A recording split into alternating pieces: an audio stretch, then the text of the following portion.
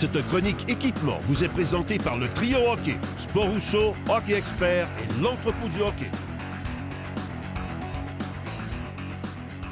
Éric, la semaine dernière, on a passé à travers plusieurs facettes dans le choix d'un bon bâton. La courbe, la rigidité ou la flexibilité d'un bâton, la forme du manche aussi qui peut être plus arrondi ou plus carré.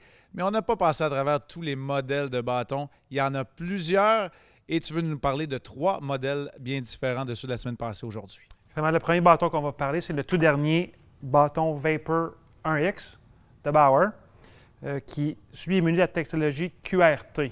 La technologie de profil QRT est conçue pour accroître la vitesse d'élan et de recul au moment de décocher un tir. De plus, une autre technologie intéressante, c'est celle de la technologie de résine Elastec, qui est conçue pour être 30 % plus durable que la génération précédente de bâton 1X.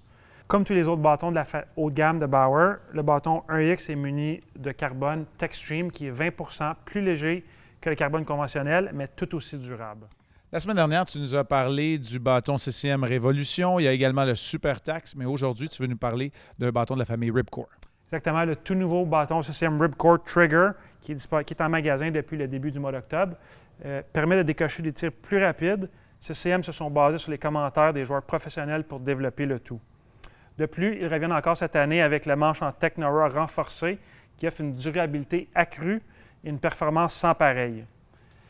Comme dernier point qui est super important, la palette Accent 2 du Ripcore est plus légère et offre une meilleure sensation au contact de la rondelle. Lors de notre dernière chronique, tu nous as parlé des bâtons Warrior. Aujourd'hui, tu fais la présentation des bâtons Easton.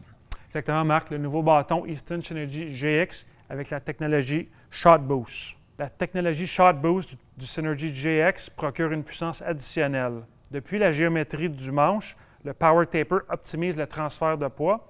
Et comme dernier point important, Marc, la conception Hyperto de la lame offre plus de rigidité.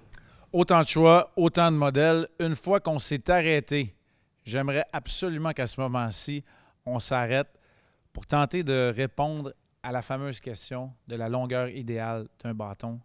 Comment ça se passe? C'est une bonne question, Marc. En fait, il n'y a pas de longueur idéale ou conseillée. Chaque joueur va vouloir jouer avec un bâton, une longueur adaptée à ses besoins. Par contre, beaucoup de gens, ou quand on est jeune, quand on coupe notre bâton, c'est sans patin, sous le nez, la longueur recommandée. Donc, ce bâton-là, sans patin, pour toi, serait idéal. Mais est-ce que c'est vrai de dire que les joueurs qui jouent avec de plus petits bâtons, presque démesurés, sont de meilleures manières de rondelles?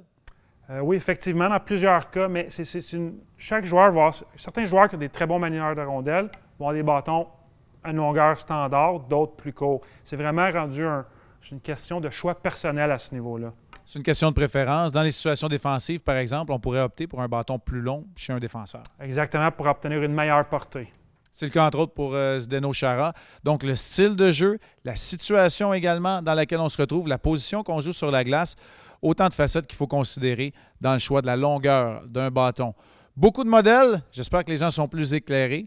La semaine prochaine, on s'attarde à une pièce très importante dans la protection du joueur, le casque. Bonjour, ici François Beauchemin de l'Avalanche du Colorado. Vous écoutez Hockey le magazine à RDS.